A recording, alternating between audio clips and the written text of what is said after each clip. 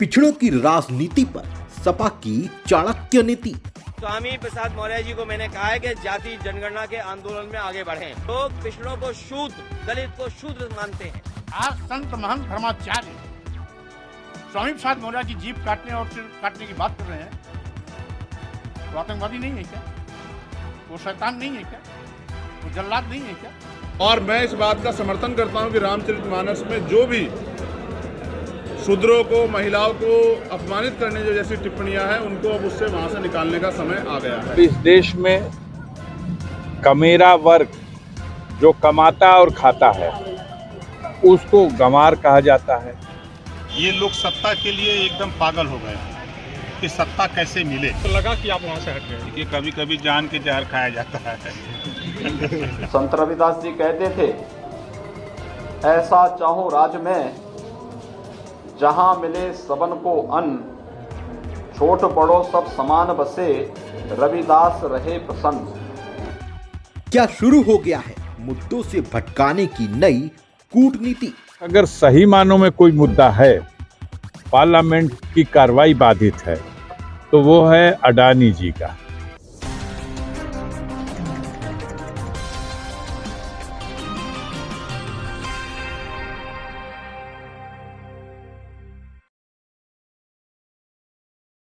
अब नए नए मुद्दे समाज में आ रहे हैं।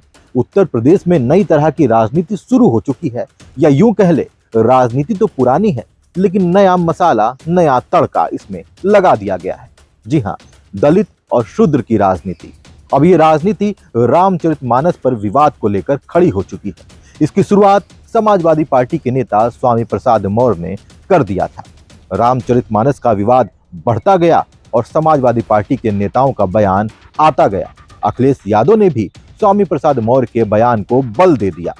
लेकिन यह अपने आप में कितना काफी है, इससे जनता का कितना भला होने वाला है, ये तो नहीं पता। लेकिन अब इस मामले में मायावती भी पीछे नहीं रही। मायावती ने भी ट्वीट कर शूद्रों की राजनीति में एक नई रणनीति को तैयार कर लिया है। मामला यहीं खत्म नहीं होता है। अब इसमें भीम आर्मी के चीफ चंद्रशेखर आजाद भी कूद पड़े हैं। उन्हें भी अब शूद्र और दलितों की पीड़ा महसूस हो रही है। इस मामले में बसपा सांसद अफजाल अंसारी ने भी बड़ा बयान दिया है। सांसद जी, अभी योगी जी ने कहा, जो अखिलेश यादव लगातार शूद्र वाली बयान दे रहे थे, उस पर योगी जी ने कहा कि हम इसका जवाब देंगे। अखिलेश जी तैयार रहें। वो दे नहीं, वो तो खुद ही कह रहे हैं कि वो श्लोक जो है उसको योगी जी पढ़ दें। अब पता नहीं क्या है वो श्लोक जिसको कोई पढ़ नहीं रहा, उसको पढ़ना चाहिए। अब इस देश में कमेरा वर्ग जो कमाता और खाता है उसको गंवार कहा जाता है। देश की आधी शक्ति जनसंख्या के एतबार से और मातृशक्ति, जिस देश में नारी की पूजा होती है उसे माँ के स्वरूप में स्वीकार किया जाता है। उस श्लोक में उस नारी का भी वर्णन है, नारी का भी वर्णन, गंवार का भी वर्णन, शूद्र का भी वर्णन। इन बातों को, इन तथ्यों को इससे पहले भी कई बार लोगों ने चिंता की, इस पे चिंता व्यक्त की।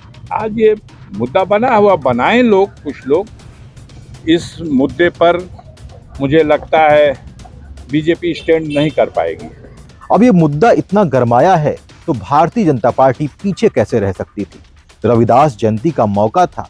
अब ये मौका था या इत्तेफाक था या भारतीय जनता पार्टी की अच्छी सोच थी, ये तो कहा नहीं जा सकता। लेकिन रविदास जयंती के मौके पर मुख्यमंत्री योगी आदित्यनाथ वाराणसी पहुंचते हैं, संत रविदास जी के मंदिर में, और वहां पूजन अर्चन करते हैं। साथ ही वहां पर प्रधानमंत्री नरेंद्र मोदी का एक संदेश भी पढ़कर सुनाते हैं।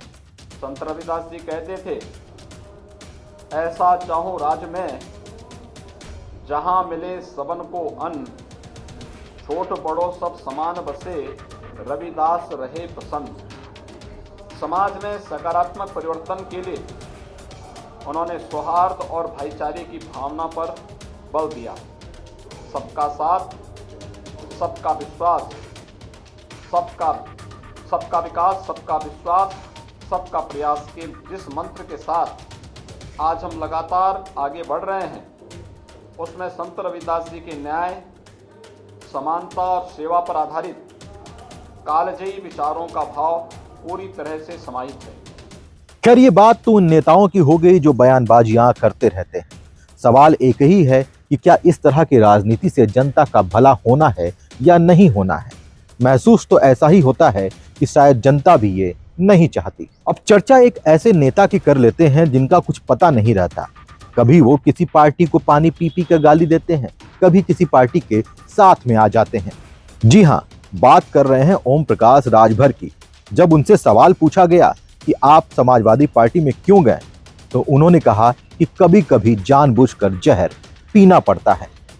ये लोग सत्ता के लिए एकदम पागल हो गए कि सत्ता कैसे मिले। तो लगा कि आप वहां से हट गए। ये कभी कभी जान के जहर खाया जाता है। ओम प्रकाश राजभर ने ये बयान तो गाजीपुर में दिया था। वो अपने बयानों से हमेशा सुर्खियों में रहते हैं।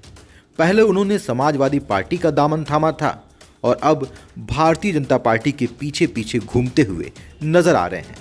ओम प्रकाश राजभर जब गोरखपुर पहुंचे तो उन्होंने अखिलेश यादव के जाति पर ही गंभीर सवाल उठा दिया।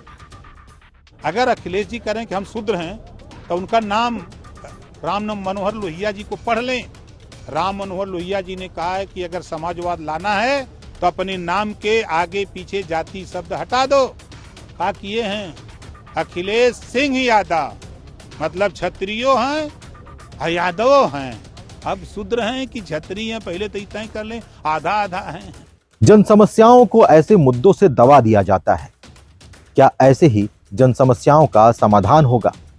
जब कोई जन समस्याओं को उठाता है तो उसकी आवाज को भी दबा दिया जाता है। तो इसका क्या मतलब समझा जाए? क्या जनता सरकार से सवाल ना करे?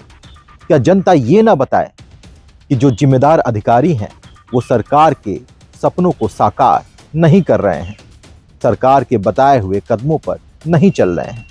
जब भी ऐसे सवाल किए जाते हैं तो उस पर चर्चा नहीं होती है। चर्चा होती है जाति पर, धर्म पर, और शायद जनता को भी यही पसंद आता है।